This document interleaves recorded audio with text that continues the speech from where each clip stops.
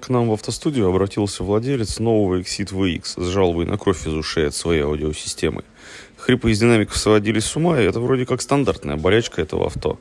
Посторонние звуки исходят от заводских динамиков, и проблема решается заменой радиоткани на более акустически прозрачную.